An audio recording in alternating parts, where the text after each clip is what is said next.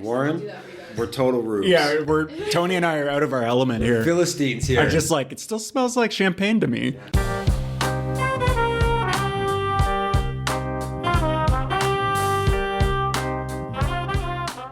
Welcome to Cycling Fashion Week, the only global podcast purely focused on cycling style, fashion, elegance, culture, and lifestyle. I am your host, Alex, joined by my regular co-hosts, Warren and Tony. And we are back in the saddle after 2 weeks, and we have a slightly different episode today, I would say. Guys, is that an accurate way to describe it? Yeah, it's definitely goes against our formula, but that's something we're super interested in doing. We don't want to stay stale. We want to make sure we're doing something new. We shake things up. We're disruptors in the free podcasting game out there. We've already disrupted the cycling media model by doing everything for free and making no revenue. So we're disrupting things further today. We have a very special guest on the podcast. In fact, we recorded the podcast live with someone named Cokie. You might know Cokie from her very famous Instagram account at Cokie's World of Wine. She is a sommelier at the Four Seasons Hotel here in Toronto, but she's also a bike rider and a member of a local team here in Toronto called Kadre, which is a non-race team that was put together by Chapter 3 and our good friend David Miller, as well as the Canadian bicycle brand Aquila. And essentially, they are a collective of riders who ride here in Toronto, very stylish, all decked out in Chapter 3. But what was interesting about Cokie was that she brings together two worlds that are very interesting to us, which one of them is the world of cycling and cycling style, as you know, but the other one is the world of wine. And with her work on her Instagram account, which is very popular, by the way, she has over 100,000 followers. What she does is she democratizes the world of wine by doing wine education and making it a little bit less snobby, which again is a bit contrary to the ethos of this podcast. But regardless, we had a lot of fun talking to Cokie about the links between wine and cycling. We did a live tasting. We brought everything back to cycling and cycling fashion. So we're going to have that interview on later today. We hope you enjoy it. One thing before we go into the Cokie interview, though, I think we need an emergency podcast on this, and our listeners have reached out to us with DMs. I mean, it's been raining DMs on this thing. The pro team AG2R came out with denim bibs at what race was that at, Warren? I didn't see it. Strade Bianche. At the Strade Bianche, AG2R came out with denim bibs. Got a bunch of emergency DMs asking us to provide the definitive opinion on denim bibs. What did we think about it? I liked it, to be honest. They can't actually be denim, right? They got to be Lycra. Even Dan Lloyd was commenting during the race that they must be Lycra. But my only issue with it is they weren't wearing their brown bibs, which are like kind of the best bibs in the peloton. But you know what? In terms of just mixing things up, I'm reading a thing about it. Apparently it's stretch denim. So, but we don't really care about materials and fabrics on this podcast. So in terms of the look, I actually think with the white tops, it went pretty decently, but I'd still prefer that they wear their brown bibs. Yeah, I mean, the brown bibs are probably the best bibs in the peloton. So it's a little upsetting to see them take it away, but I don't think there's anything wrong with doing it for one race or something kind of unique. Denim as a sort of stretch Lycra style fabric is not really a great look, in my opinion. It's interesting that they're doing it, but it sort of evokes to me a certain type of person, maybe a tight jorts wearer in the summer, maybe someone who doesn't bring a bathing suit to the beach and swims in their jorts. And then I also noticed, which though is maybe my favorite part, and I don't know if it's printed on or real, but they look like cargo jorts. There's a little pocket or at least a printing of a little pocket on the side. And I think that's a stupid touch, but a nice touch. I think if it's a one-off, might as well have a little fun. But considering the brown bibs are probably my favorite set of bibs in the Peloton, I hope this doesn't stay. I'm only in favor of these denim bibs if it's at least 18.5 ounce Japanese selvage. I need to see that red stitch at the bottom. If you're going with Old Navy, crappy light denim, I'm not interested. I need it to be that expensive Japanese selvage that's rough and uncomfortable and that you take about 3 years to break in. Other than that, I'm not interested. It seems like it was an ad for their clothing sponsor, Asti, to basically, Italian brand Asti, I'm probably saying that wrong, to promote this stretch denim. So, that's kind of the job of the teams, as we talk about, is to promote stuff. So that makes it worse, right? Because I'm anti-stretch denim in society. You're like kind of Alex said, right? Your jeans should be stiff and uncomfortable. This kind of addition of stretch into, you see it all over, right? Into more dressier clothing now than just sort of athletic wear. People adding stretch in to create a little more comfort in their pleated trousers or their denim. And I like the term suffer for fashion. All clothes should be uncomfortable. Yeah. If it looks good, it should be slightly uncomfortable. And the other thing, jeans are baggy now. That's just a fact. In 2023, jeans are baggy. These are not baggy. Janko's back. Yeah, it's over. The tight, slim fit, it's done. It's over. It's 2023. So these bibs are too tight to be worn as jeans. So I think I'm out on this thing. There should have been mountain bike baggies that you wear over the bibs. That's what they should have been. Yeah. Well, they should have just been like full on, like carpenter 3/4 length jeans. Those like people who wear shorts that they're basically just wearing pants. Like they're like baggy, long shorts, which like maybe like 6 inch from the ankle. And you're thinking to yourself, like at that point, why aren't you just wearing a pair of pants? Like you're not really getting the cooling benefit of shorts. Although I guess if they're loose, you get a lot of that airflow. I don't know. This one's kind of a toss up for me because it's kind of funny, kind of unique, but also very stupid. And I don't like it. Okay. With that said, let's go into the Cokie interview. Okay, for our next segment today on Cycling Fashion Week, something a little bit different than we've done in the past. We are here actually live with Tony, Warren, myself, and a very special guest in an undisclosed location. And we today are going to be talking about the links between cycling and wine, a topic that we've talked about many times on the podcast, but which we will formalize today with Cokie, who you might know her by her very famous Instagram account at Cokie's World of Wine. I think she has over 100,000 followers on that account where she does wine reviews, wine education, etc. Cokie is a sommelier at the Four Seasons in Toronto, Ontario, but she's also a bike rider, and I believe a very fast bike rider, as part of a team in Toronto called Kadre, which is affiliated with Chapter 3 and our good friend David Miller. Cokie, welcome to Cycling Fashion Week. Thank you. Thanks for having me. So, Cokie, tell us a little bit about Kadre, the bicycle team, the team that, I guess, the race team that you're a part of, and that's affiliated with Chapter 3. Yeah, so we kind of got together. David was looking to make a team that wasn't race oriented, so we ride together, we do fun events, and kind of go party after without super strict constraints. And yeah, I was injured this past season for a bit, and I had an amazing time in the van taking pictures with my head out the window and nice camera. David with like peace sign and all the other teammates.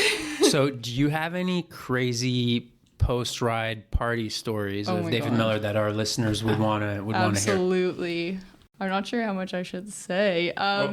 We don't want to get sued by him. By our good friend David. Yeah. So David came, I guess it was like, I don't know, in the fall. I think he visited you guys too, didn't he? Yeah, we had a nice dinner with him. Yeah, that's it? We just had a nice dinner, because we're old men who wanted to go home. But I chose the wine, and then Cokie mentioned later that David's quite a wine guy. And I thought, well, what the fuck? Why am I choosing a wine? I don't know anything. He's so humble. You go, yeah, he's, I mean, I chose the cheapest bottle because we were paying, but. So you didn't really choose. Yeah, No, I actually think I said, I remember the second cheapest bottle because I think, I forget what it was, but it was, I didn't realize Dave was a wine guy because when we got there, he ordered a beer. So I thought, wow, maybe I'm a little more into wine. But then when I was first messaging with Cokie about doing this, she talked about how, oh yeah, we went out with Dave, he loves his wine and stuff. And I thought, man, that's very stupid that I was the one who chose it. So maybe we got to go out to dinner. I think, well, we all got to go to Girona, and then we can really. That's really how you have to do it, right? Because he keeps saying, "Come visit me," and I feel like we have to, do him that. Is this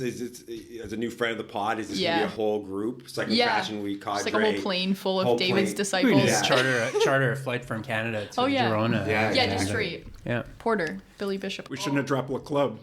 Could have paid for that charter. Yeah, that's true. So, Kadre, you guys are all decked out in Chapter 3, and you have also. Did you design the bike yourselves? Or? I think a couple team members were involved in the bike design, but no, I personally didn't. So we actually got in touch with Cokie because she submitted the Kadre bike, team bike, to our segment, We Rate Your Bike for Free, which we are going to do later today live in the interview. But they have a very interesting, unique design, I would say unique brand of bicycle as well, local brand to Toronto. So we'll talk about that later. But what we're going to do today with Cokie, as I said at the opening, we talked a lot sometimes about, you go for a ride, you have a nice glass of wine after. It's a performance reducing drug. There's no question about that. But we are today going to explore the links between cycling style, and wine with Cokie, and we're going to do a live tasting of certain bottles. But before we do that, Cokie, so you're a sommelier at the Four Seasons in Toronto. So you say you don't drink a lot. Can you elaborate a little bit on that? Is it just there's too much volume, there's too many bottles going by your desk that you couldn't physically drink all of them, or what's the idea behind you not drinking a lot? There's a lot of wine. Sometimes I'm going to wine tastings every day and tasting 50 plus wines in a day. The trade wine events get pretty crazy. Even without drinking, like, you can get a little bit tipsy because I guess smelling so many, it still absorbs. But even when I'm not doing that, I'm like still a university student, so I'm just super busy working full time and studying wine. So I don't really have time to like party properly, I would say. So I don't really drink in that respect. And also it's like kind of a slippery slope when you're working in the wine industry. And when I'm so like obsessed with wine, so passionate, that for me to find myself in a situation where I had to abstain from alcohol would be because of some sort of risk like addiction. That would be like the most difficult thing for me to ever have to deal with. So it's kind of a combination of things. I don't feel the need. It's not like I'm... Yeah, and you're professional about it. Now, guys, did you hear the latest guidelines about alcohol in Canada? Any amount of alcohol puts us at risk, so we're going to put ourselves at risk tonight. For what? Just health? Major health issues. It's just bad for cancer. I think is a big cancer. One. Yeah, probably heart disease, I guess. Cycling also puts you at risk of crashing and dying. Sunburns and stuff. Asthma. So you got to take some risks, and that's what we're going to do tonight with Cokie. We're going to taste some standard wine, drinks. try to find some links to cycling style, and go from there. Where is wine? Like, coffee is such an important beverage in cycling because it's while you're riding, the coffee stop, the morning post coffee, but like, is a true sort of gentlewoman cyclist, is wine right there with the coffee in terms of the importance of a beverage? Not for me, but I don't drink. Yeah, but there's some people who don't drink coffee I don't think it's quite as close to coffee in terms of the importance to cycling, but you do. I mean, I do think most people who are really into cycling probably dream of taking these epic cycling trips in a lot of European regions, which also happen to be wine regions. I mean, especially for us in North America, when we do produce some wine in North America, but not nearly as much or anything as interesting as in Europe. And when we watch professional races go through wine areas, I think it all makes us kind of dream a little bit. So I think deep down, I think we all dream of these European bike trips where we would ride during the day in these beautiful landscapes and just, have some wine at the end of the day. Speaking of North American wine, I want to give a plug and a shout out to our good friends at Rosewood Winery in the Niagara region. If you are here in North America and you can't get out to Tuscany for a ride and a wine tasting, Rosewood Winery, great wine, great people. I went there for a wine tasting and a tour. Very nice time. Absolutely. Shout out to William, who is the manager there at Rosewood Wine, friend of the podcast as well. Go see him. I think they're in Grimsby, Ontario. Is that it? Yeah. In the Niagara region. Yeah. Somewhere in the escarpment. Somewhere there. Yeah. Have you been, Cokie, to Rosewood? Or have you tried it? I have been by. I think that they have some interesting grapes growing there that are not that common, which is pretty exciting stuff. I don't know more, so I'm not going to. I did a tour. I don't remember as well, but they've got great labels, which is the number one way to choose light wines, which I appreciate when the alcohol content isn't too high, and it's a wine that is a little bit on the lighter side you can enjoy on a hot summer day. Anyway, shout out Rosewood Winery. Yeah, they definitely Ontario. Connect wine and cycling as well, right? Absolutely. William's a cyclist, and he likes cycling style. He listens to the podcast, so shout out to William. Yeah. Do you guys want to start with the reds, or should we go to the Asti? Let's maybe start with the bubbles. Yeah, the bubbles. Okay. So we already have some champagne in our glass. I know you guys have water glasses, which are wine glasses, but when you have a wine lifestyle glasses, you're just happy to have whatever. So should we do the champagne first? Yeah, we can do the champagne first, and then I'll just pour this one out so we can kind of so what are we drinking on the champagne? Oh, yeah. Oh, do you want me to do that? Sure. Let's try. I can make it pop, or I can do it silently. Whatever. Oh, make it pop. Don't worry. I'm trained. I'm a trained professional. Okay, yeah, I was going to say, you're a pro. I flinched when the bottle came pointing my direction. I brought a surprise for you guys.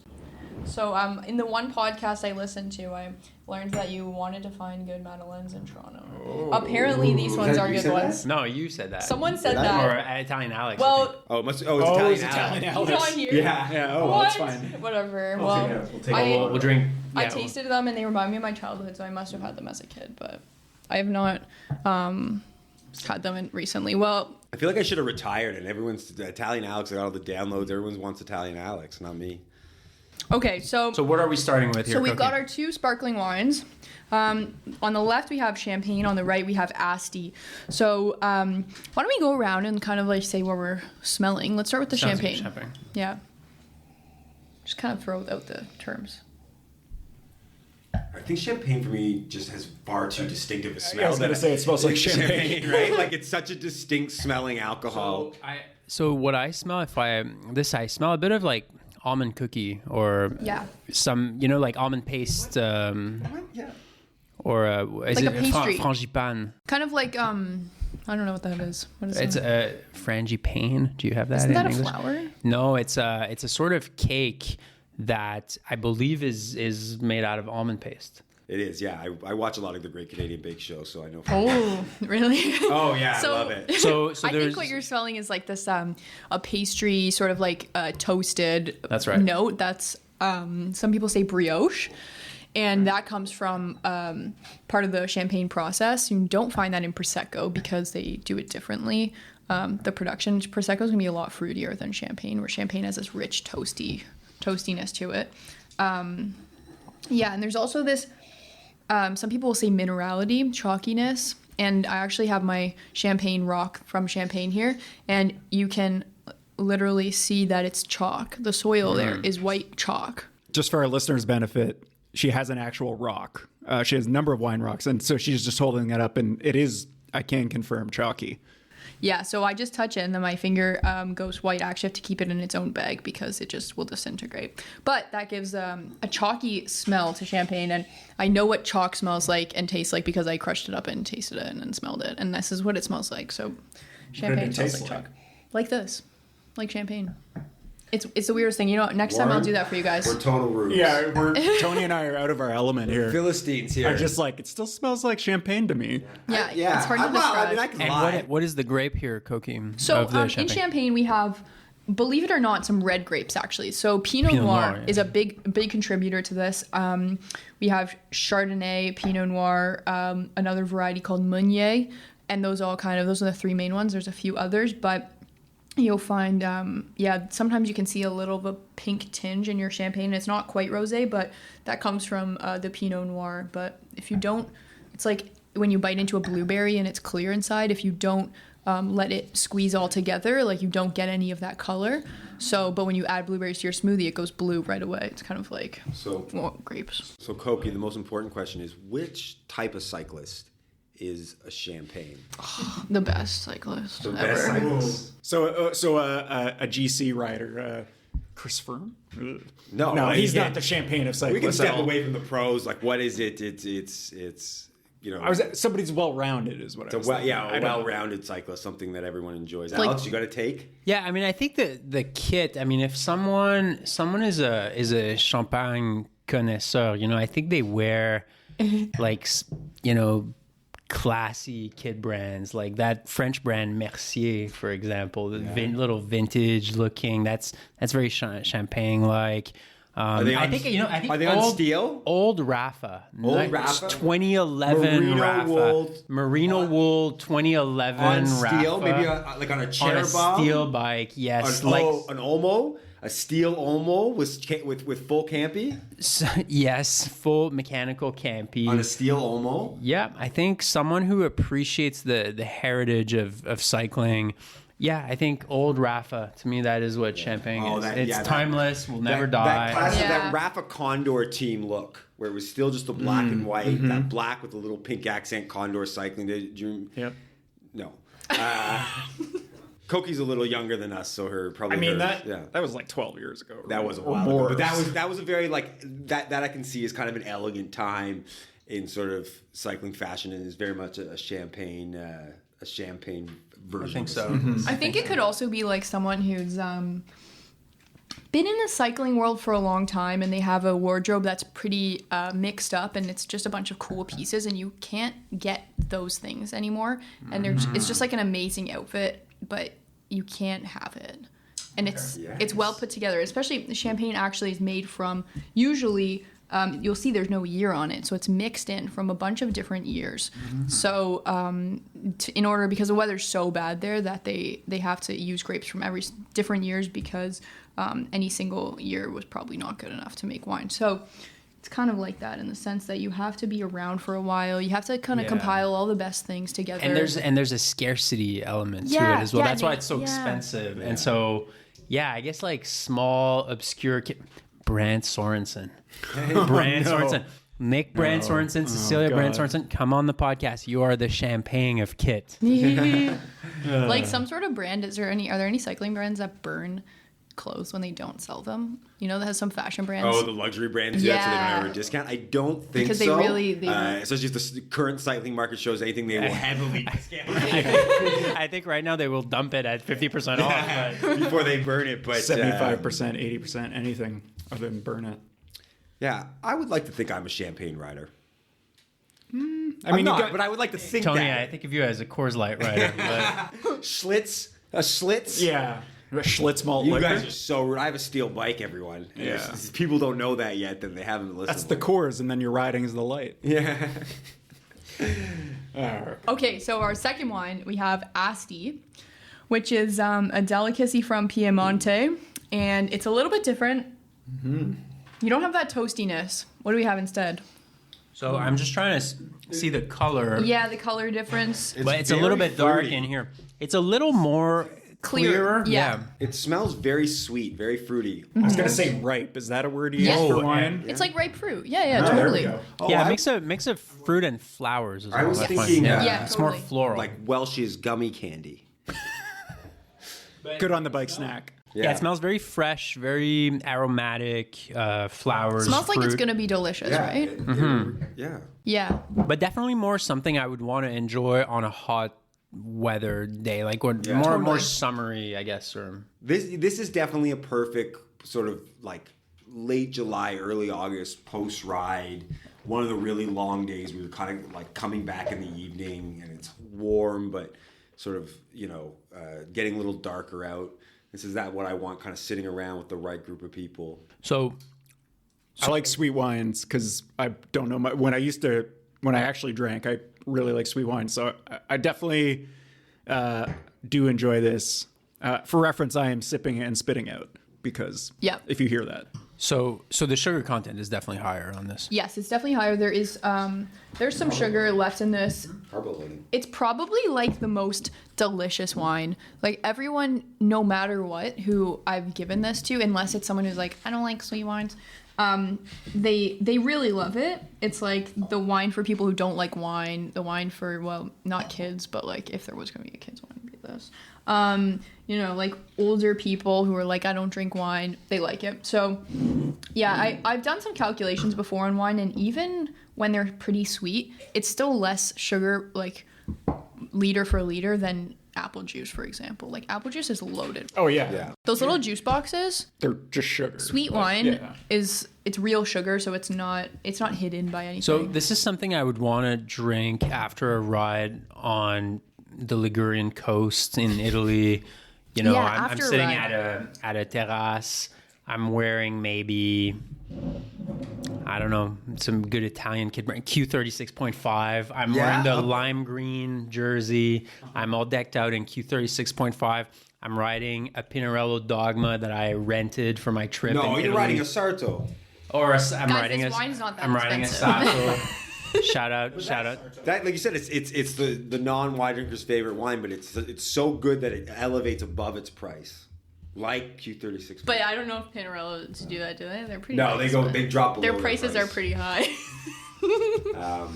See, this makes me think of like, at least in terms of kit, like bright colors, loud. Yeah, colors. so that lime green Q36.5 jersey. I was thinking of like kit that's well designed, personally.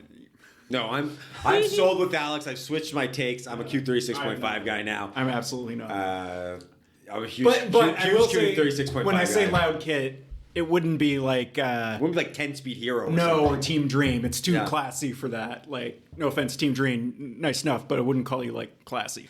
They're Coors Light. If I'm Coors Light, they're Coors Light. Definitely. I'm above that. I'm at least like an Australian Shiraz. What about like a recreational rider? Because this guy's only 7% alcohol. Oh, okay. Okay. So maybe something a little that couldn't. Casual. Yeah, like Is this someone something weaker. Is this someone with like a local team kit that they got? They have one kit. Jack Crew. They're Jack Crew locally. Maybe like a 16-year-old, like a 14-year-old, and They ordered some kit from Jack Crew. Yeah.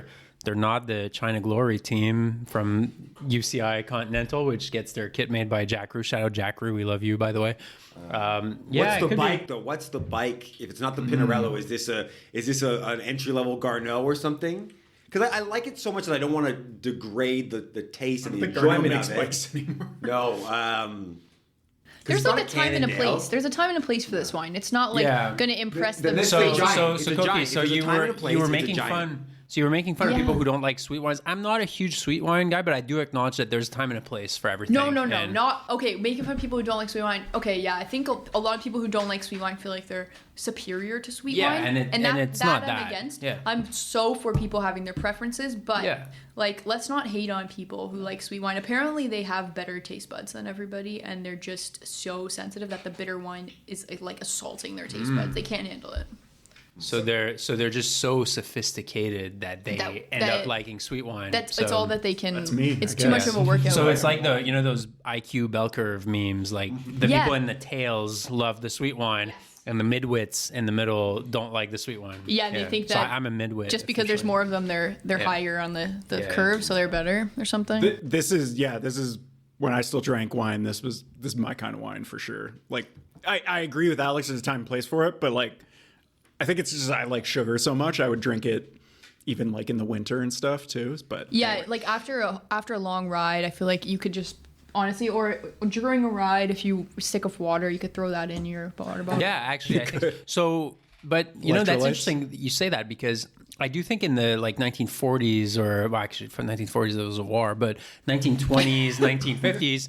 The average Tour de France rider, I think, was pounding like wine bottles. That was the main liquid they would consume. Yeah, and the average French factory worker would drink like over a liter of wine every day. Yeah, well, that's been it since Roman times, right? The soldiers they were given it was safer than water. Yeah, I was going to say it's safer than water back then. I don't know about the 30s. It might have No, been, even in well, the yeah, they even had rations, like wine ration. If Tony, Warren, Cokie, and I are taking a trip to France or something, and we're doing these, relatively laid back 150-kilometer rides in the French countryside, stopping somewhere for lunch, I'm having a glass of wine in the middle of my ride. 100%. I absolutely am.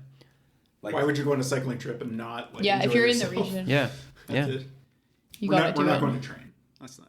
That's what the support vehicles are for, right? There you yeah. At the end of the day. Well, for us, 150K, about 250 watts is kind of a casual, low effort ride, right? That's right. So it's not that, we're not pushing that hard at something like that. Obviously, we can take time for a couple glasses of wine. Yeah. So we're moving on. We're done with Asti. Yeah, we are. Let's move on to Asti. So what we often do is take your glass and you can pour it into your spit cup. We all have spit cups here. Guys, who are listening, spitting is not bad. It's not gross and it's not weird. You always spit your wine out if you've had too much or you don't want to have it. I try and do it as much as I can on my Instagram because I just think it's an underdone thing. Normalize spit. Let's normalize it, and it's not spitting is pro. It's not gross. Like sometimes you gotta do it. Also we should give it a little rinse. I think because Moscato is pretty aromatic. That's another word we would use for that wine. So next we're moving on to Tuscany. And Chianti Classico is a region that is pretty nice to ride through. It's the Sangiovese grape, which is super food friendly. It's going to smell like some red cherries, but I'm not going to give any more away. It's a really, really great value wine. Chianti Classico. I think just underrated in general. So we're having some 2020 San Felice Chianti Classico. Cokie, I'm looking at it. It's not too dark. It is somewhat. Do you say translucent in English? Yeah, you would say like medium. I would call it medium intensity maybe when you look at it. Yeah. So it's not a thicker skin variety. If you know like Merlot or Malbec, they're very inky and you can't see much through them. But when it comes to Sangiovese, which is this grape, and don't get scared by the name because it sounds kind of scary, but it's not. It's definitely thinner and doesn't give as much color. It's the same grape as in Brunello di Montalcino, which is a probably, $50-ish wine. This guy's in the $20 range and is a crowd pleaser, like a lot of great value to find in Chianti Classico. Yeah, also great cycling region. I mean, who doesn't like looking at, Strade Bianche, the race in Tuscany? I think everyone dreams of riding that area. It's it's become a monument after 11 years or Although something? I believe Chianti is more in the north of Tuscany and the Strade Bianche is more in the south of Tuscany around the Siena and the Crete Senesi region. I don't study the roots that strongly, actually. Well, for our Italian listeners, I think it's worth mentioning. No, it's good that you know the geography of where Strade is. Cokie, so we're going to smell this. Yeah.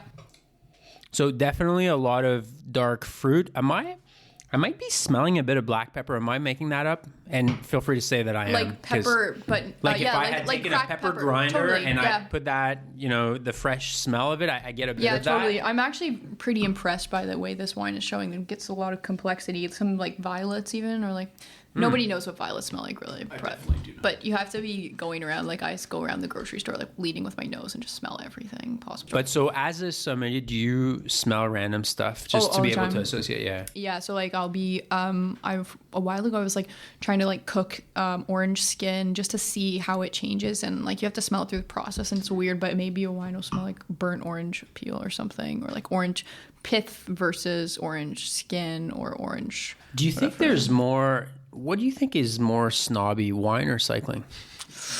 Like, would the world of cycling or the world of wine? Because they're both up there, right? I feel like wine has this huge snobby reputation, and so, like what I try to do is wear like hoodies in my videos, and people say don't say like and literally, but I try and keep that sort of casual. Make wine more democratic. Like come on, guys, it's just grape juice, right? So I think that there's wine originally is way more snobby than cycling, but then cycling is somewhere in the middle where I don't think it's super scary or super approachable. But then there's me and a few other sort of people like that trying to usher in the 20-year-olds into this wine world. 20 is legal for drinking in Canada. Actually 19. But I feel like, so wine is kind of on both ends of the spectrum. Cycling somewhere in the middle. I think it's not super scary, but it's not super But you know one person who I think in the English-speaking world who contributed to making wine more approachable, and you might be a bit too young for that, Cokie, but Gary Vaynerchuk, who as a fellow podcast I know host, who he is. but he's now more of like an entrepreneur kind of guy. But I would say like in the mid 2000s, he was making these videos reviewing wine, and he was speaking to people in a language that they could understand about wine to these young Americans. And so it's sort of doing the same thing that you're doing, but way Alex, would earlier. you say that natural wines are like the Portland cross race of wine? So actually I'm glad to say we're not drinking any. So is that the word in English, Cokie? Natural wines, like the raw, unfiltered kind of. Like there's so many different words and they all mean different things, and a lot of them don't actually mean anything. But believe it or not, a lot of the wines that aren't marketed as natural are natural. Quote natural, meaning there's no chemicals in them. Sulfites. But I just like when people go and say a wine is natural. Yeah. I don't know how much you should be excited to drink. So this is I have a bit of a take here. So definitely in Montreal, where I live, I would say that the last, I'm going to say almost 10 years has been all about so-called natural wine, raw, unfiltered, no sulfites added. And I think it was maybe cool 10 years ago. It was different. But you get to a point 10 years in where the wines all taste the same. They all taste like yeast. They keep very poorly. You open a bottle, it may not taste like the other bottle. The conservation aspect of it is not very, very good. But it is ubiquitous. Every restaurant has these natural wines. Everyone wants to order that. And it is a bit like the Panormal Studios of wine, where it's becoming so ubiquitous and so popular that it kind of loses its appeal a little bit. It feels like to me, like I listen, I agree with your take in a sense, but it feels like to me like it's like the bike polo of wine or something, where it's like the people who talk to you about natural wines are exactly those people who like are part, or maybe bike polo is a little bit out, but the kind of like road cyclists, they have the expensive bike, they take, they spend a lot of money, they take bike trips, but they sort of want to seem like they're still kind of part of this like messenger culture, like they're not part of the elites of cycling, they're not part of the sort of grandioseness of it. They're more down to earth. Yeah. But it's still, you still got a $10,000 bike, but because it's still extremely snobby. Yeah, it's still extremely snobby. That's what I feel like with the natural wine people, is that they go, you talk to them, and they're like, they don't want to drink the Chianti and the stuff. They also, it's got to be this and natural and stuff. And as if they're like they think they're somehow, it makes them like working class or something because they're drinking natural wine. That to me is like, I think the Oregon or like. Yeah, the Portland. Parts of California, even like San Francisco, maybe. The Squamish, BC. Oh, yeah. Definitely Squamish, BC Big type time. people. That's Squamish, British Columbia for our non-Canadian listeners. It's a smallish town north of Vancouver, very mountain bikey. It's probably similar to parts of Oregon. They have probably a lot of natural wine there. Oh, for sure. They definitely do. Well, so natural wine is the earth tones of wine, in the sense that every kit you see on the road now is earth tones. So I'm a little bit sick of it, actually. So I'm glad that Cokie brought things to the table tonight that are filtered and have sulfites. Yeah. Sometimes you, I don't know, can we relate it to some sort of cycling kit, which sometimes you get it and there's like a hole in it, defects? or there's defects, and they're like, well, that's just like, that's actually what makes our brand us, and and you're like, but there's a hole. I can't relate to I can't relate to that, but there's a company called Satisfy Running that has sort of purposeful punk rock aesthetic and holes and stuff. So I guess in the running world, it would be Satisfy Running, but in cycling, I can't think. Yeah, I don't think we've really got a brand like that. Like, you go to these natural wine fairs, and as a wine person, I can say that 85 or more % of the wines that you taste there are simply faulted wines. Yes. And it's not like I've worked at a wine bar before, and someone comes in, they want a natural wine. I smell the wine, I'm like, this is disgustingly faulted. It smells like a damp ball of hair that's been under the couch or like in the earth for a while, and then like something grosser happened to it and you're smelling it. It's like disgusting. And I hand it to the person, I'm like, this is amazing. And I don't understand. And I've heard people with more education in the wine world than me say that it's just a bunch of faulted wines. And it really, really is. There's a reason those chemicals are used, and there's a reason that we do things. And it's almost just an excuse to be able to produce faulted wines. And there are some exceptions, which are really amazing. But for the most part, they're just faulted wines. That's my take on craft beer, though, right? Like, it's just like underdone beer. Like people have it, right? And they don't have the capacity to do what a good old Molson can do for you, or a Schlitz or something. And these people like it. It always tastes disgusting. Like there's something wrong with it. Yeah. And Well, that's sour beer for sure. But I mean, just every time I have a craft beer, even when someone says, like, someone drags me to a craft brewery, I'm obviously upset because I don't like it, and I'm saying, okay, what's the closest thing to like a Miller High Life here? Someone's like, oh, this is called our Bloodweiser or something, some kind of pun on it, and you go, okay, I'll give it a try. And it always, like, I get they're like getting closer to sort of a lager, but it's like, it just feels like it's wrong, and I think it's like actually underdone. Like they don't have enough capacity to wait long enough. It's craft beer is a scam, and it tastes bad a couple seconds later. Well, sour beers just taste like they've gone bad. It's like sour milk. Yeah. Anyway. So, Cokie, let's taste the Chianti Classico. What are we tasting here? So I think we established, you thought on the nose there was a lot of complexity, a lot going on, ripe fruit, black pepper, some red cherries, violets. Yeah. So and then we're going to give it a little taste. We'll notice that, I don't know, for our listeners, you're probably not tasting along, but if you were, if you imagine lemon juice, it's acidic, right? And it makes your mouth water. But when you have normal water, your mouth isn't watering. The acidity is much higher in the lemon juice. This is actually wine that has high acid. And so it pairs very well with a lot of different foods, and that's a really important thing that you remember if you're doing wine pairing. Like, lemon goes on a lot of different foods. It just makes everything better. So acidity is a big component. You'll notice your mouth watering after you take a sip of this. So my take is that this is the Cannondale of wines, because it smells great, it's got a good look, and then I'm totally underwhelmed by the taste of it.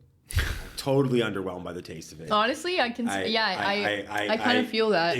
I agree. You've paid $10,000 for a $5,000 bite because this is Cannondale. I know you said it's not that expensive, but I'm saying, like, the smell of it was very strong. I really enjoyed that. It was very sexy on the nose. Yeah. And then when I took a taste of it, I thought, this kind of dies on the vine a little bit. It just sort of died on my tongue. It wasn't. But in its defense, though, as Cokie says, maybe food would sort of elevate. That's a really big. Wine. That's a really big deal. Yeah, totally. Yeah.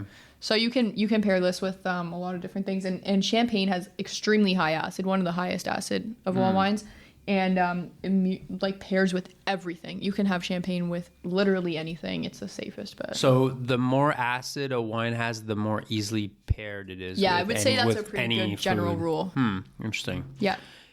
So, Tony, the Cannondale of wine. Maybe the specialized LA. We're pretty positive on Cannondale on this podcast, usually. I mean, we like the hologram crank. We're big CAD fans. I think they've done some nice stuff in the past, but I've just realized, like, they used to be kind of a go-to brand a little bit for new cyclists when we would talk about, I want to get a can. And then I've just been looking at them more when the new cyclist comes to me and says, like, what should I get? And then I look at the Cannondales, and I'm looking at the price of some of them, and, like, with the issues with supply chain recently, like, they were selling some of the top stones with, like, micro shift on it, but like still for what you would expect to pay for at least a Tiago, or maybe even a 105 bike. So, like, by no means is Cannondale bad. That's kind of what I'm saying, but it's like a little underwhelming from, like, the price and kind of like the marketing behind it and how cool it is. Yeah, and I say this as somebody who was on a CAD as my first bike for, like, I think almost 5 years or something, and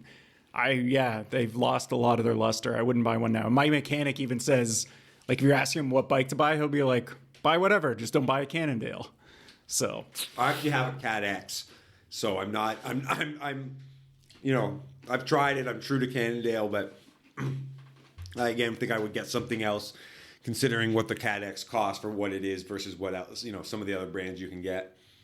So again, I don't dislike Cannondale. I don't dislike the wine, but I'm just a bit underwhelmed from, like, the initial scent and view of it to what actually I tasted. I think also it's I'm not going to say this about all Chianti Classicos, but I think I agree that sometimes just in different times, the same bottle will taste different to you. But I think this is kind of like, I agree, it's misleading. And on the nose, it's very interesting, which is still worth something. Yeah. But then when you taste it, it's not quite the same. I remember I was looking for a Castelli green jersey a while ago. Like, I don't know why I was doing that, but I wanted something like Kelly green, you know, nice green.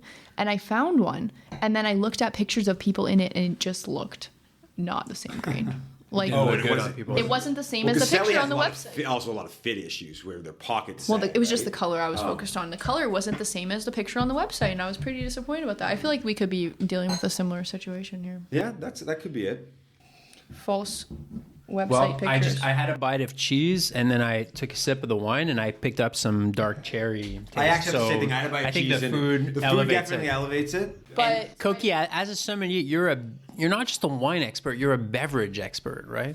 Yeah, so you have to learn a lot about different beverages. It's like tea. I mean, I haven't gotten the classes that I'm taking now don't focus on that yet, but spirits, tea, sake. I did just have an exam on fortified wine last week. It's really everything. Just like they used to even include cigars, believe it or not. So. Okay, all right. So moving on to the next bottle here. What are we drinking, Cokie? So we're drinking a Rioja Gran Reserva, and something really interesting about Rioja is you can get old wine for not that much money. So this was $30, I believe, and it's 2011. So that's 11 years old. That's pretty amazing. Normally you have to age that yourself if you want something like that. So we're drinking Faustino I Gran Reserva from Rioja. Wow. Spain. What a pronunciation. So, all right. There's a gentleman on the bottle. He's wearing a hat. So that's Magellan, isn't it? And Cokie, that's a $35 Canadian bottle. I think it was 31. 31 Canadian dollars. So we're talking about $3 here. Roundabout, yeah. Yeah. Okay, all right, let's smell this. So definitely I am picking up the wood right away. Yeah. So there's some oak in there. So why don't you tell the listeners how you know? Okay, so it's a lot darker than... No, how you know about the oak. About the oak. I just, you know, in my day, I've just had a few bottles of Rioja in my day, and they do tend to be oaked. Cokie, correct me if I'm wrong. This sounds more like French oak than American oak. Is that correct? So here's actually this. Funny you should say this. Most regions in Europe will use French oak because it's more sophisticated. It's a little lighter more than refined, the American. Gives a better better, less abrupt flavors. Whereas the American oak kind of like France versus America in general, more refined, more but less in your face. Spain kind of found themselves in a bit of a pickle, and they couldn't source. They couldn't. No, well, that could be something else. I don't know. Just kidding. It's not natural. But anyways, they resorted to American oak. It's cheaper. It still is cheaper. So Rioja is one of the few so they use places, American oak. like notable regions in Europe that do use American oak, and you can smell the difference with some coconut/dill notes. You may notice. That you won't normally find. I definitely pick up the dill now that you say that. Yeah. You guys said my pickle take was bad. Dill. Oh, maybe that's why you came up with the pickles, because of the dill. Wow. I'm so impressed. I'm such a rube. I just like, this smells like red wine to me. So, all right. You smell coconut? So this is definitely... I can definitely smell that dill very strong now that you mentioned it. I imagine we'll be a little bit higher, 15. but then... So something interesting, we're actually only at 13.5, but here's why. You can go through past years of wine at a winery and look at the bottle labels with the alcohol percentage, and they have been constantly rising. And so if you're not super focused on global warming, which it's not a huge part of my life, even though it's real, whatever, you can look at bottles and see the alcohol going up, and that's directly a result of the heat in the summer, because the more sugar you accumulate, the more alcohol. So it's not surprising that 13.5 for 2011, because 11 years ago that would have been higher alcohol than so it is more today. Concentrated wines, kind of sweeter, more alcohol. Is that the direction that we're going to go towards? Not necessarily sweeter, but just higher alcohol. But sweeter grapes to start with, which then lead to higher alcohol. But yeah, 2003, for example, in Europe was a super hot year, very famously hot year. And the wines sometimes are only 13.5%, whereas nowadays a red wine region with a super hot year would be, it's hard to say overall, but like 15.5. So and it's hard to balance. From a connoisseur perspective, is that viewed as bad, like a too high alcohol content, or? Well, alcohol content directly relates to body. So if you like full-bodied wines, I would say you're happy about that. But at the same time, we see them going up constantly, and then it's hard to balance a wine when the alcohol is so high. Like when you have a cocktail, it's got to be balanced, right? Yeah. If the alcohol's just burning in your mouth, it's hard to get the fruit to balance as well. So I think that's a bit of a concern. But then you have regions like southern England, which are able to now make wine because it's finally warm enough. So it's kind of a double-edged sword. And they make decent sparkling wine. Exactly. And is it the same rock as Champagne? Some places... they do have similar soils. I think that there's a spot in Dorset that has similar soils, and yeah, it really just depends. But that cool climate is very important to making this high acid wine because acidity comes with cool climates. So back to this Rioja. So it's pretty full bodied, smells like oak. So can you describe what full body mean to our listeners? Yeah, so full bodied. It's kind of it's not a super well defined term. There's no like measurement for body, but alcohol. Tannin, which is really complicated. I'm not sure if we want to get into that, but we can if we want to. I think that's a little deep, but let's just just like basically how intense the wine is in your mouth. Like if you take a sip and it's like rosé or kind of like a white wine that's soft, low in alcohol, like the Asti that we had would be pretty light bodied, whereas this guy's going to be higher. If his alcohol was higher, like 15%, that would be very full bodied wine. It's like a track sprinter. That is quite full bodied. This one's 13.5, so I would say he's like a medium to medium plus body. To me, I find that pretty full bodied. Yeah, this is not my type of wine. Oh, I think this is absolutely delicious. Were we supposed to try by now? Because I took a couple sips, but I think this is much better than Chianti. So can I explain why you think this is super full bodied? After you swallow the wine, you can feel that grippiness in your mouth, right? Mm-hmm. I know we weren't going to get into tannins, but we're going to get into tannins really quick. So that grippiness is just intense in your mouth, and that's just kind of shocking. So the basically the wine is stripping your mouth of its proteins, your saliva protein, so it's not slippery anymore in your mouth. And that is kind of jarring. It's a jarring experience. And this wine does have a lot of tannin. And so I think that's why you can feel the tingling on your tongue. It just takes your mouth a bit to recover after you take a sip. It's absolutely delicious. I love this. Mm-hmm. Whereas I would say the smell of this, the scent, did you say the smell or the scent? Aromas, nose. Aromas, right, was not as nice as the Chianti. Like, didn't sort of initially hit it, but then the taste, I just think this is phenomenal. So I'm trying to relate that to... This is a cycling fashion. But then also some people didn't like it. That's so true. Something that's maybe not. It's just a matter of personal taste. I guess it's a high quality wine. I think I don't know if you say that in English, but in French we say it has length, like it lasts long, and there's you have the aftertaste, right? So that's literally how we have to on our exams like rate the quality of a wine, and it pretty much always correlates with the price range and how long you can taste the wine in a good way after. So this is clearly a high quality wine, but there's an element of intensity. It's very, very intense. Tannic, maybe? Very tannic, but not a soft tannin, like a hard tannin. Mm-hmm. So for me, what is that? I mean, it kind of relates to my overall, and David Miller is not going to like that, but my overall experience with Spain as a country. I've had... it's because you haven't been to Girona. Yeah, we haven't visited. No, I haven't been to Girona. I've been to Catalonia. That was actually my best experience of Spain, but I just find, Spain, for me, it's always, why would you go to Spain when you can go to Italy? I feel like if you go... I can't sort of disagree with that. There's a lot...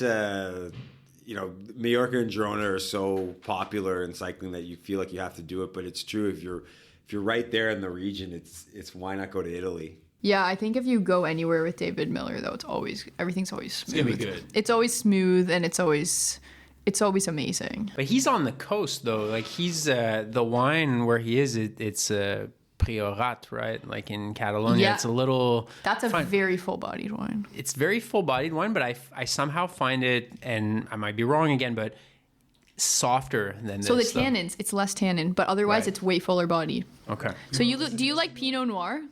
Yes, I love... I mean, if I was rich... If I was rich, I would drink red Burgundy all the time, but it's very expensive. All right, And let's tie Beaujolais? this back into cycle. I love Beaujolais. See, the thing is, I love Beaujolais, but I also love this.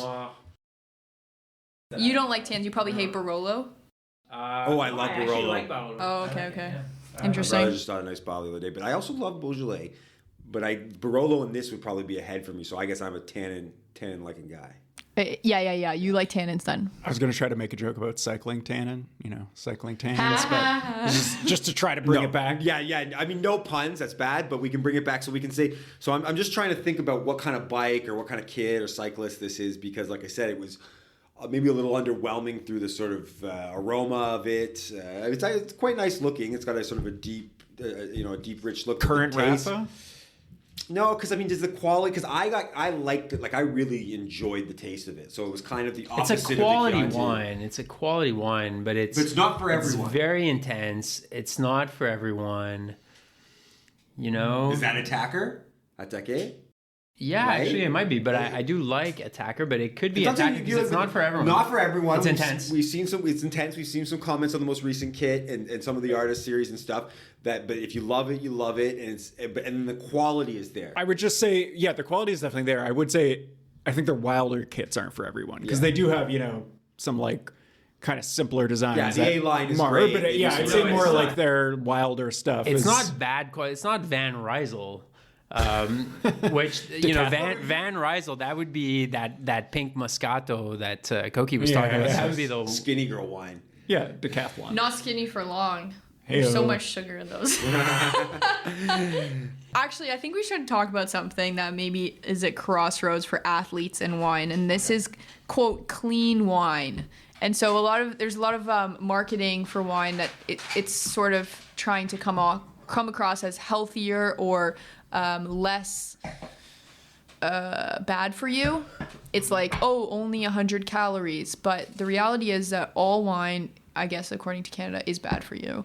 And if it's not sweet, if it doesn't taste sweet, it has probably as few calories as possible. And it's pretty much that simple. If you go into the wine rack, which is like a, how would you call it? Like a lower end wine store. In Toronto. Is it only Toronto? I don't know. It's only in Ontario, yeah. But it's just like, it's basically all the same wine, every bottle in there. It's just marketing. And you can see this like zero calorie, or it's not 0 calories because it's never 0 calories, but they market as healthier or better like fitness wine, and it's all garbage. And if your wine is just sweet, less alcohol, or no, it does. There's no difference, but they're just taking the different approach. So like Chablis is pretty much the lightest wine you can get, right. Or even Champagne. There's no sugar residual usually, so it's the less sweet ones. And there's probably 150 calories a glass, and that's pretty much as low as you can get. And there's nothing that they do to make these wines better for you. It's not Clean healthier, wine is no. garbage. No.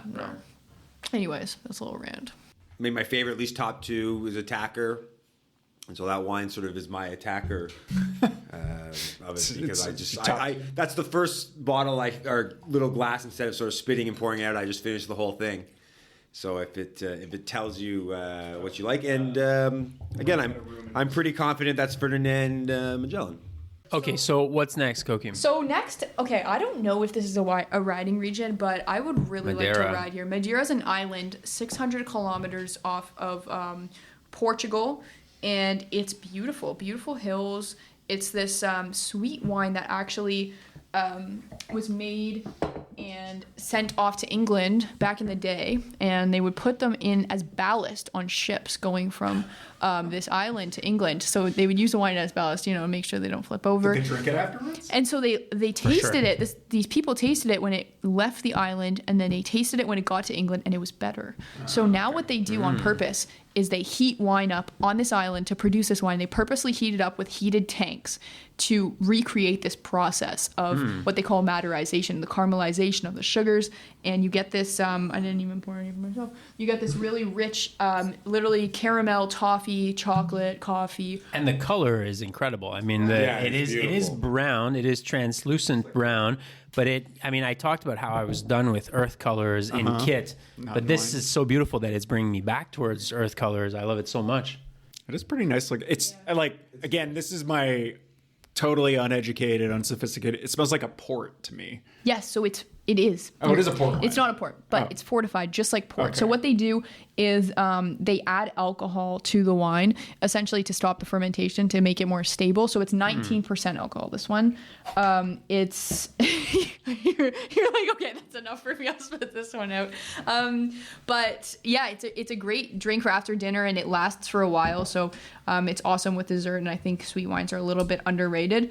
But I actually wanted to see what you guys think. What do you think about neutral tones on bikes? I've seen some people like trying to do custom paint jobs, and it's like these neutral pink, neutral brown, like trying to be Like sort of a blush pink or like a yes, blush, or like very muted, not bright colors. And I was just wondering, do you think that's going to go somewhere? Like no, I think that's no. I think it's more blush. I think the Horse makes a lot of bikes with that kind of color paint scheme. Who? The Horse? Don't know. I think they're like a small custom, maybe called The Horse or Horse something, but I can sort of picture their font. But I think they do a lot of kind of creams and grays. Yeah, creams and like grays. That. I mean, I like it. Like I have I guess mine's not that muted, but it's a forest green with a cream. You have a bit of cream, but I would say I feel like I see a lot of cream on bikes, but not a lot of like muted pinks or like, because you can't wear, even with cream, you can't really wear your normal kit with that color, like cream, gray, yes, you can. soft pink. You can wear cream with anything. What cream kit? But if your bike is cream and like cream kit blush or cream pink, bike, match your bike. Cream bibs. Cream bibs. Oh, that's dangerous. That's a take. Very dangerous. I don't know. I mean, I've seen some nice. I've seen the guy we ride with has a Mariposa that I think is kind of a gray, sort of a muted gray tone. Matte? Yeah. So you guys haven't Yeah, seen that's like, a muted. like I haven't neutral seen- blush pink? No, I You haven't seen that or like a brown or anything. Okay, I've seen it before, and I just feel like it's tough because you can't wear your normal. If you had a blush pink and let's say like gray and cream bike, you can't really wear your orange kit with that or pink kit with that because you have to really stick to the neutral colors. So That's true. I don't know if you've seen Yeah, that a little before. bit. I'd agree. I mean, that's why I think sticking with black, navy, dark greens and stuff like that gives you a lot of kit options to sort of. I mean, a black bike goes with everything, right? I mean, some people would say it's boring, but it's true. But I mean, I don't. I think it doesn't have to be matte black. It could be glossy black, and it's nice. Or for me, I'm someone who I think navy goes with everything. Right, I'm someone who actually doesn't go with black. I quite like black and navy. Actually, I wear a lot of black and navy. It's very controversial. But I like it. I have a navy bike, and I've definitely worn black kit with it. Though I don't really like, other than bibs, I don't really have many black jerseys because I just kind of bored of them. So, all right, back to the Madeira. So, look, I mean, the color. Your work is kind of This is why we shouldn't have alcohol while doing this. The color of that Madeira has been very popular in kit in the last few years. Isn't it one of you guys that has an Albion jersey that's that color?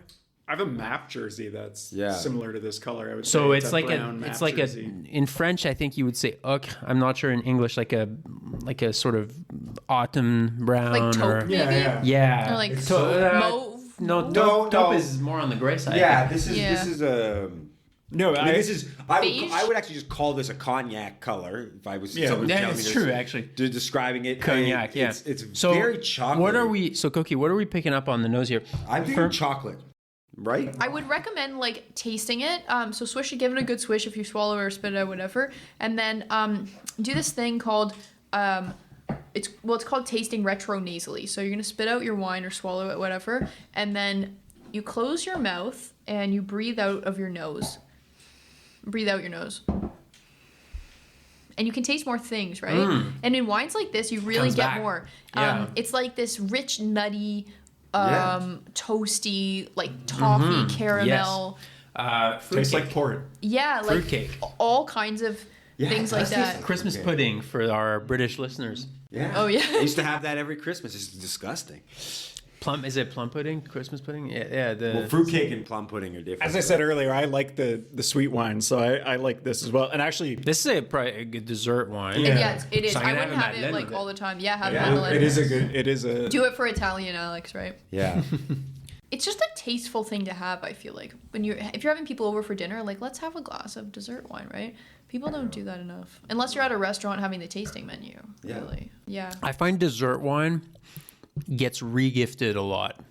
Really? Like someone brings over a bottle of dessert wine, you don't open it, and then you go to a Christmas party, you're like, oh shit, I don't have a Christmas present for this person. Give them that. You re-gift the Christmas, I think dessert the wine. Canadian market is doing a good thing with for the average consumer by making small bottles of ice wine, because I think that's really all you want, right? Yeah. Usually, and so there's no point in having a big one unless you really want that. I like, again, as somebody who likes sweet wines, I don't know, something about ice wine I just find like exceptionally sweet generally, at least the ones I've had. It's super sweet. Yeah. Whereas like something like this, like if I still drank, I'd be like, give me your re-gifted dessert wines. I love good dessert wine. So this is Madeira for our listeners, and it's named after the island.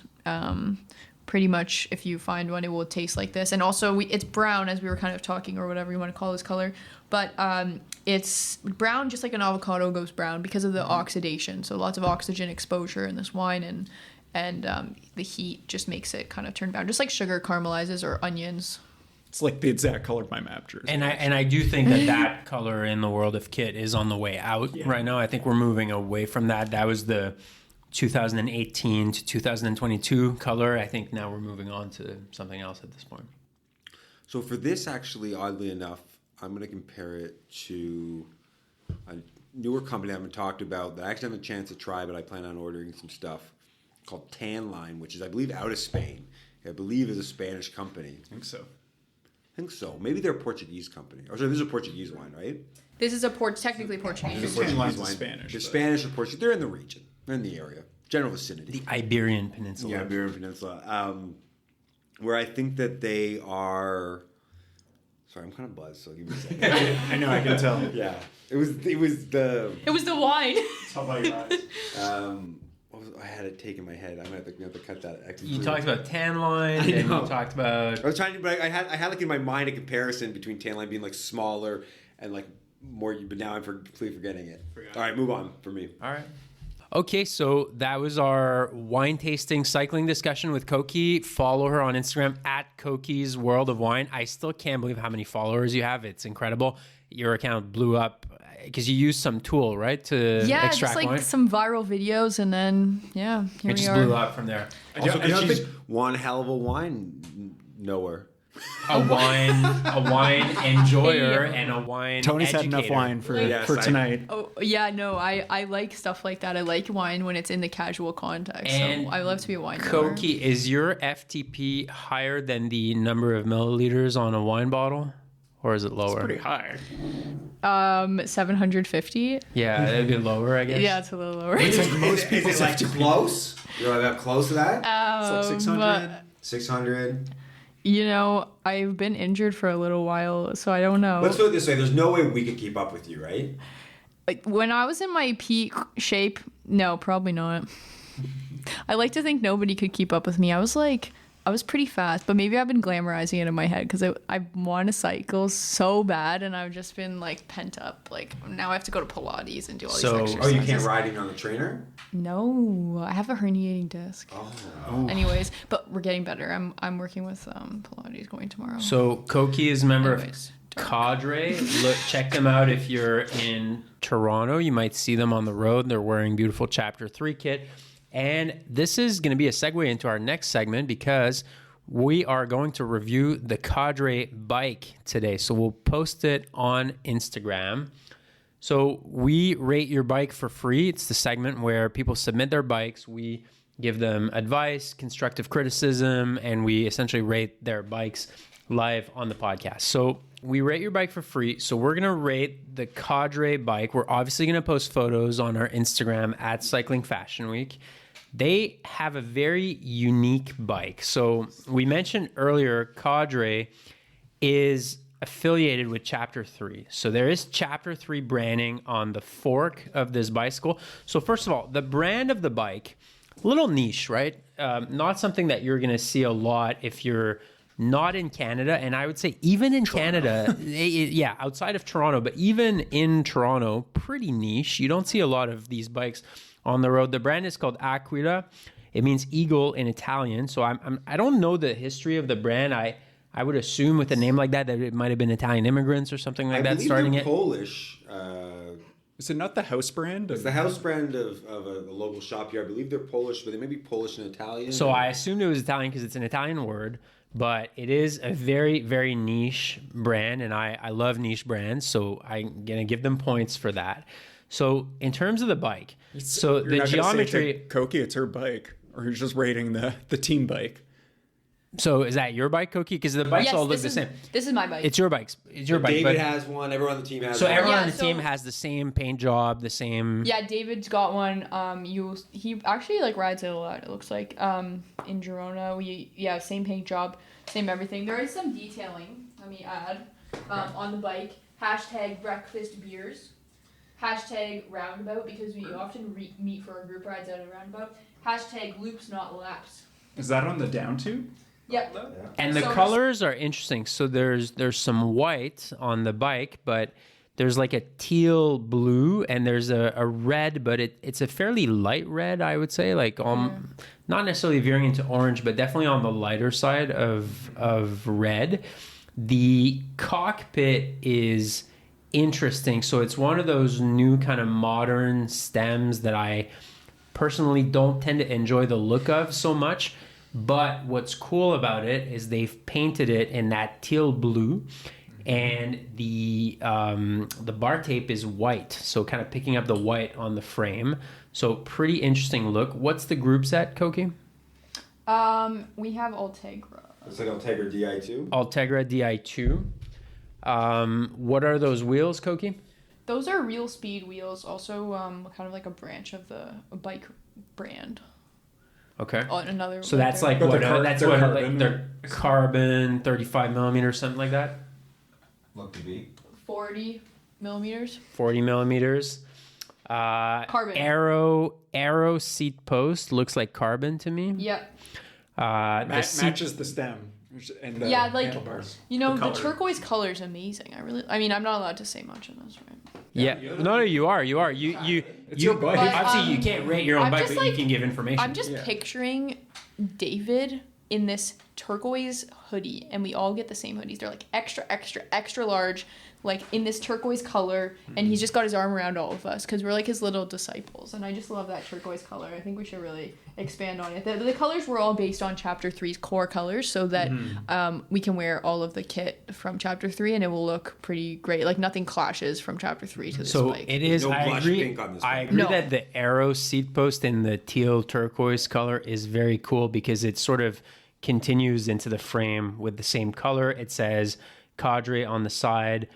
What's the Equipe Evo R? That's the model name from. From Aquila. Yeah. Okay, got it. And it does have Chapter 3 on the fork there. Says With Chapter 3 on the fork. with his- Says Chapter 3. Where else? on the chain stays. On the chain And then we've stays. got the lines as well, Chapter 3. Yeah. Oh yeah. So All right, Tony, why don't you have a go at it? I'm very interested in the lack of tan sidewalls and whether I think tan sidewalls would actually even work on this bike. They wouldn't. Yes, I know. That's Wouldn't. what's so surprising. And this is not a common take for us because we're very pro I tan almost sidewall. think every bike works better with tan sidewalls, but we don't have tan sidewalls. We've got some Vittoria Corsas on. What are they, 27s, 28s? And I'm looking at it thinking, no, I don't think it would work better. It's the first time I might have seen a bike that wouldn't work better I think with tan that sidewalls. when it's cool colors, tan sidewalls don't work quite as well. And the turquoise teal here, I think, is what would kill the tan sidewalls. Now the paint scheme is incredible. It's really well done. The Chapter 3 sort of core colors are great. I can never really get behind drop seat stays. No matter how much I love other elements of the bike, how much I'm a fan of the team, the people on the team. Drop seat stays will always sort of be a little negative to me. I don't mind the way the handlebars are done. They don't seem as sort of excessively bulky and. But I think again it's that paint on the stem that changes the game. Like if this were black, it would look awful. But the fact that it's painted in that teal color just makes it look slimmer and more elegant. It's certainly also convincing me a bit on I don't know, I would never actually get Di2, but like the fact that there's no cables, that's even Di2 brakes, is so incredible. There's like the lack of cables that it really looks nice. I disagree. Yeah? You like the cables? I like the cables. I don't know. It's the old school look. I get it. It's cleaner, whatever. But I don't know. Something about still having a little bit of cable. I have some of my cables are integrated on my bike, especially along the down tube. But I don't know. Just for me, it looks like a robot bike, like an e-bike for some reason when there's no cables. I don't know. It's not that I think it looks bad. I just feel like I'm missing the cables. Do you feel like you're missing the cables on like the pro bikes too?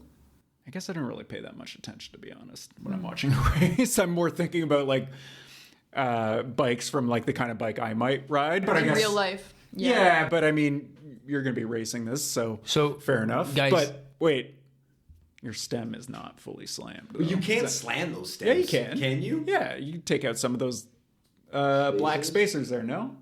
Listen, we love to say you should always slam your stem, but realistically, we know people have limitations. But anyway, I have to point it out because if we don't, people will say, okay, I have a bit of an esoteric question here. So I love the white bar tape, and I've been on the record not liking white bar tape on some other bikes, but I think here it really works. Mm-hmm.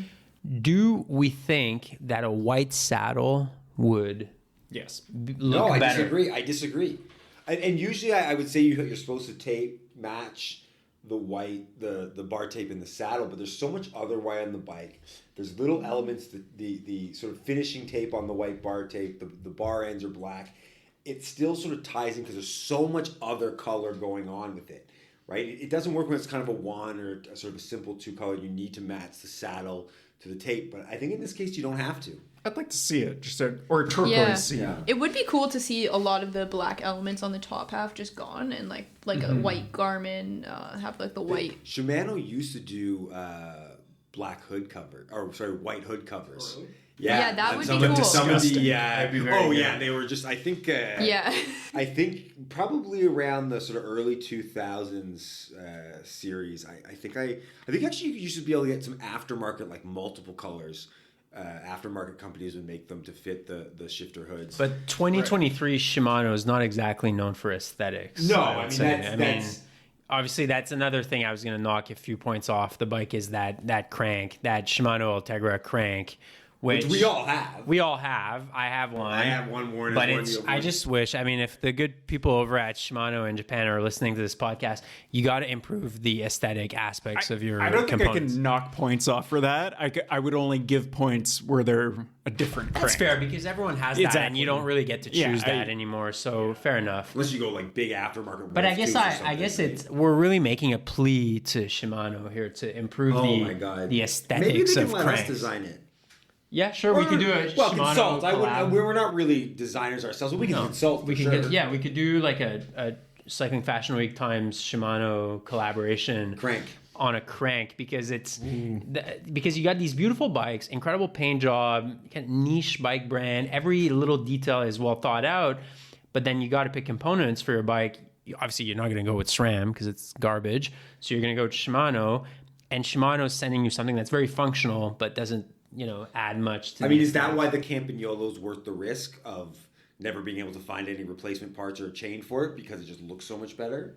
Although even the newer Campagnolo, I would say, doesn't look that great like either. Super Record, Super Record 12, that crank's pretty boring as well. Yeah, cranks have gotten boring overall. But bring back the hologram. The other thing I would say, so Cokie, what are these bottle cages that you got there? Yeah, they're a little underwhelming. Yeah, I would agree. I wouldn't say. Look like a lead. I should have put some more thought into those.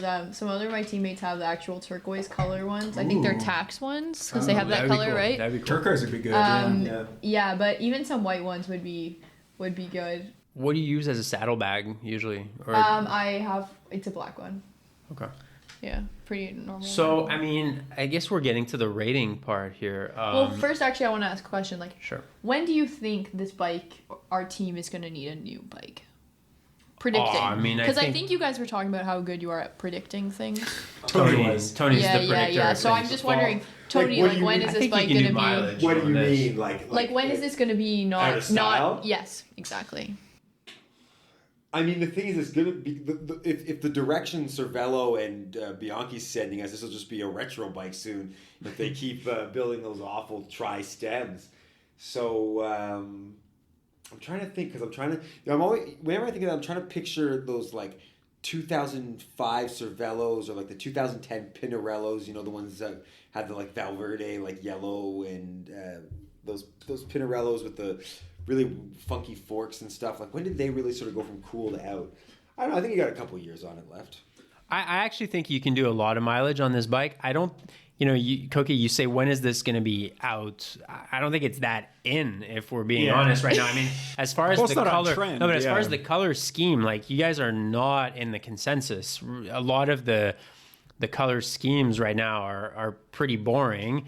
You guys have gone with bright colors, pretty unique stuff already. So I don't necessarily think that you're, trendy at the moment. So that, for that very reason, I think you can maybe do another 5 years on these bikes.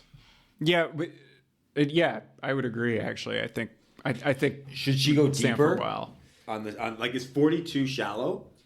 I think it would improve it a little bit. Yeah, I think some other people on my team have, I think, like 50. Because it is an aero bike 55s. At the end of the day. So we do have some people with 55s, and I think they look a lot better.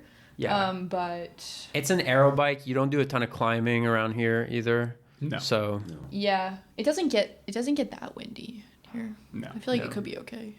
It was windy last season, I feel like, but that was an anomaly. But then you just don't go out, right? Like, you can avoid it. Well, or you go for the right calm. I was gonna say, I hate those people that like calm. There's it's like a bunch of rain and hail in 5 minutes, and you're like going for the calm. I would go. There's a few people I've heard of in Toronto. I'm sure this happens in every city, who have all these calms, and they essentially just wait for sort of perfect traffic/weather times, and don't get it on a ride. They just go do like a 7K ride. They do like a 7K ride. They'll hammer a 1.5K segment. And I know who you're talking about. So Cokie, on the wheels, I would go like Zip 404 type thing. Like, that's what I would do.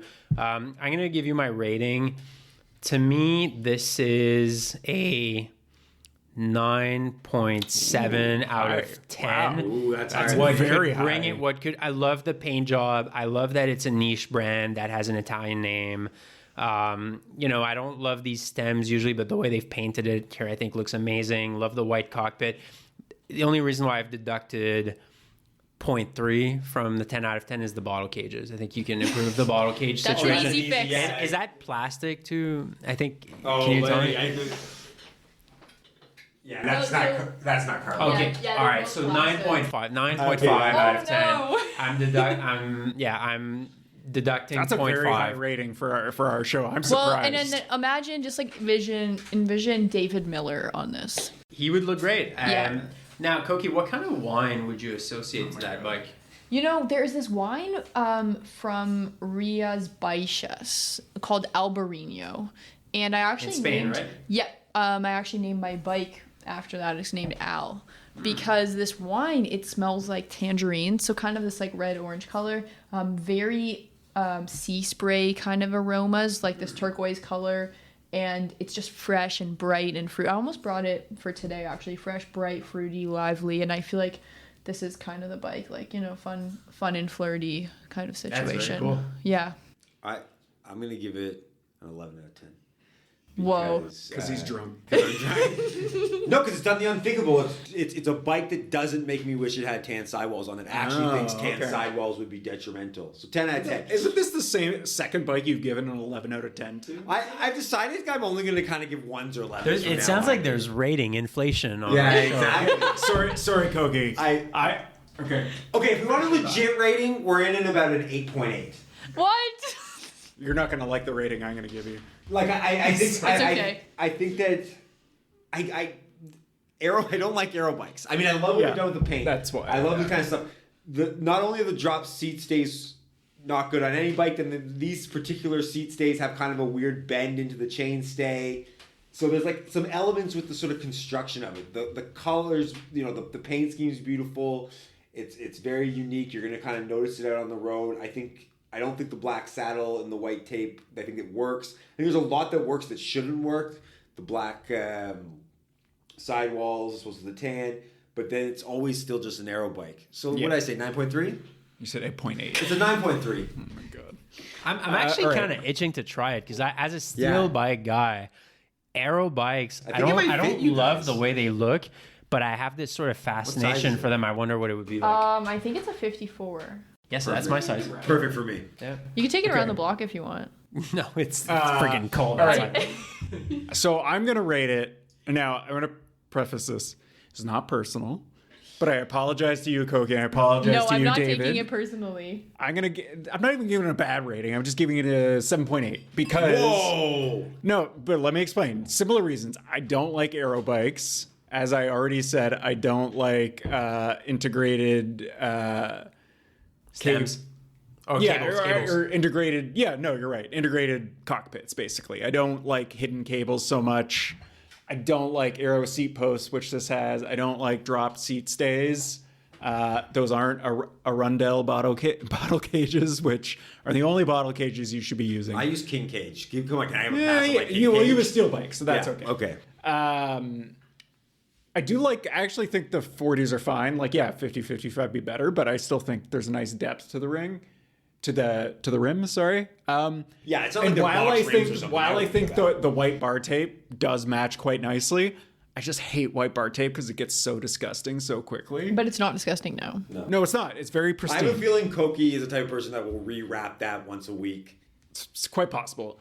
And then I'm also knocking off points. And again, this is no fault of your own. I just think the name of the bike, the model, the Equip Evo R, is a crappy name. It sounds like a rock climbing name of some kind. I don't know. So actually, that's pretty fair. That's pretty fair. So for that reason... Wait, what do you mean a rock climbing name? I don't know. It just sounds like a rock climbing product. The Equip Evo R. I don't know. It sounds like a carabiner? Carabiner or something? Yeah, it sounds like something I'd buy. I do agree. It is confusing. They use Italian for the brand name, but then they use French for the... Yeah, what does the R stand for? Yeah, I don't know. Like it's carbon. They should call it Squadra or something like that.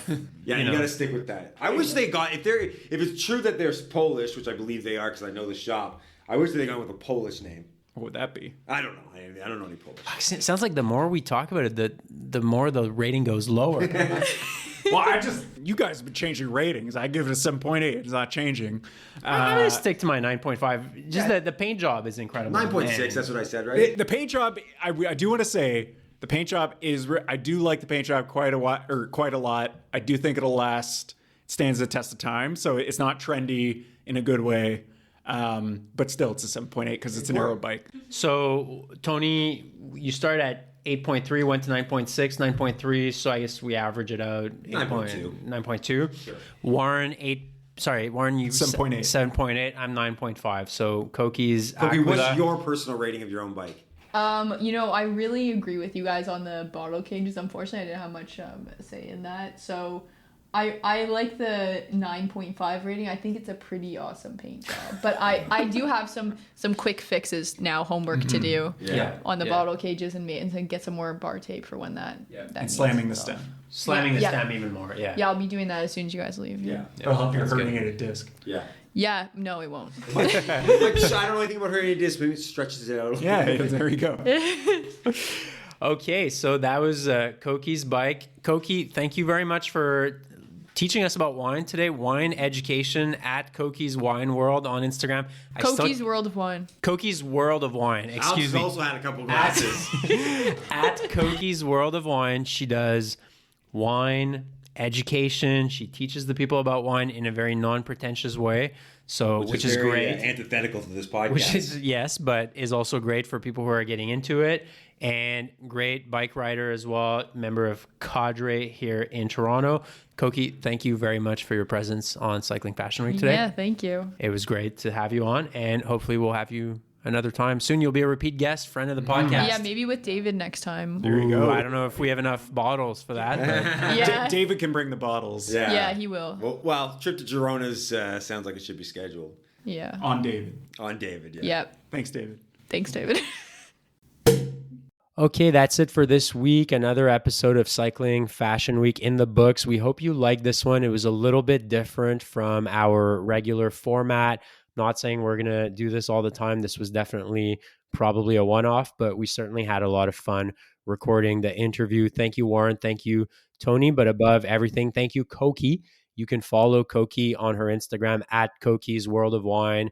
Interesting wine reviews, wine education that she puts out there for everyone from the newbies to the connoisseur.